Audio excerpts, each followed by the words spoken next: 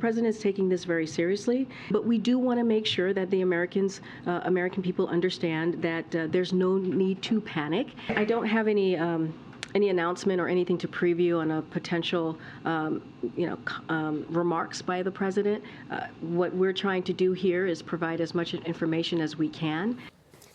Yeah, there was no information provided. That was White House Press Secretary Karine Jean-Pierre yesterday. She still cannot say exactly when President Biden will speak to the nation, brief the nation on the 3 unidentified objects which were shot down over the past weekend. The press secretary was also asked if the president was embarrassed by his response or lack of. Watch.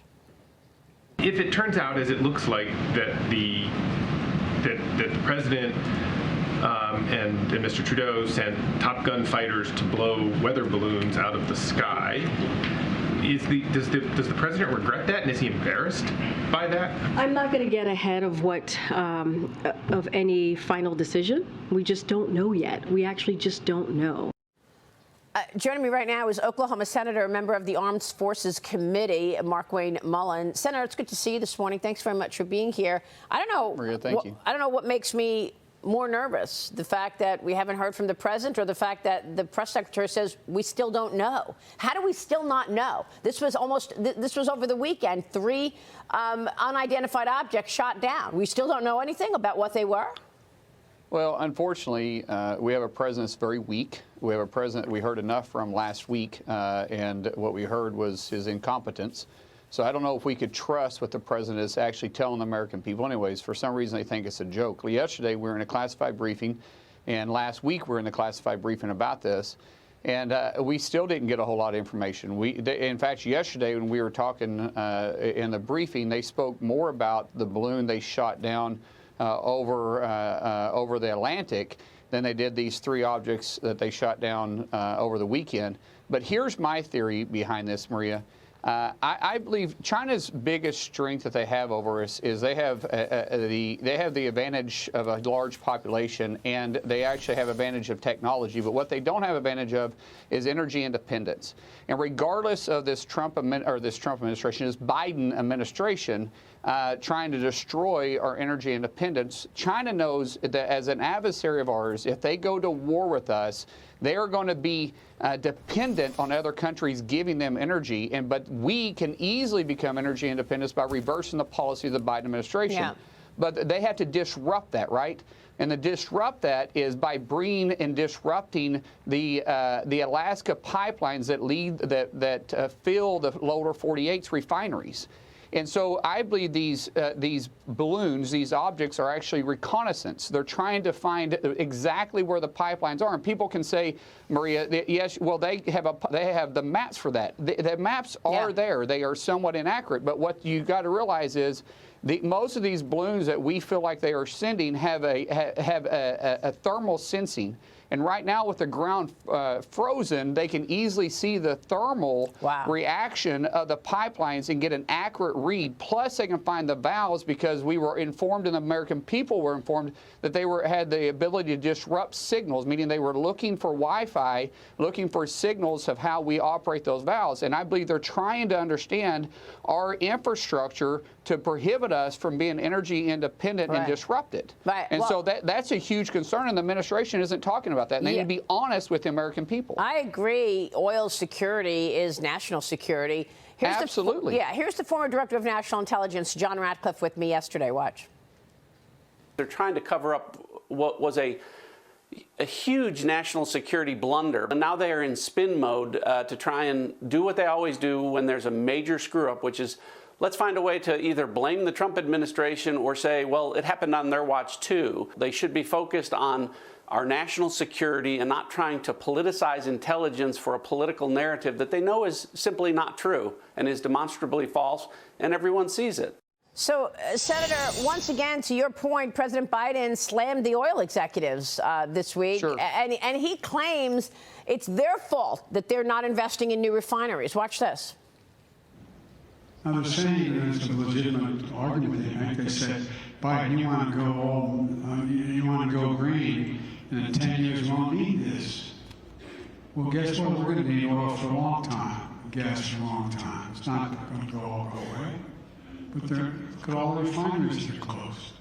because they're not investing in the nature of the business they're involved in.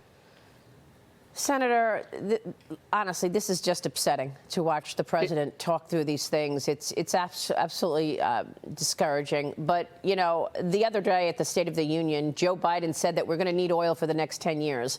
Right. That was so bad on so many levels. On the one level, you could say, okay, well then, you know, you have been pushing your climate change agenda now your entire 2 years, and now you just slipped through that we're going to need oil for the next 10 years. But the bigger issue I think that I had a problem with is we know that these production deals that the oil companies do to create an energy independent situation are long-term projects. Right. What oil executive is going to put billions of dollars on the line, hundreds of millions of dollars on the line to drill, to come up with these large long-term projects if they believe that in 10 years they're done? And none of them are, because keep in mind, too, it's not just going to turn the spigot off in 10 years. They're going to slowly bleed out over 10 years. And so from now until the end of 10 years, they're going to be doing everything they can to destroy industry that the Biden administration says they want to invest. The president's an absolute joke. And unfortunately, across the world stage, they see that. If we would go back to the Trump-era policies, we wouldn't have this issue like we are with China right now. We wouldn't have this issue with energy independence. We wouldn't have inflation at 14%.